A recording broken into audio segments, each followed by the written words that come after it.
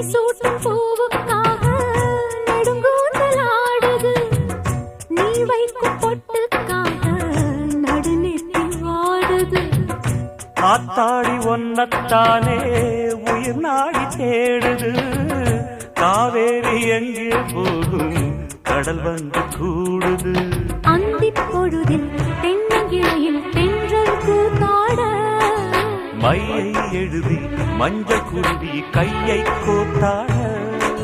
அடங்காத ஆசை கொண்டு நானும் போராட.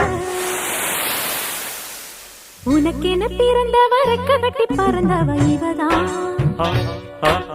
என விட உனக்கு இங்கு மனசுக்கு பிடிச்சவ எவதான்.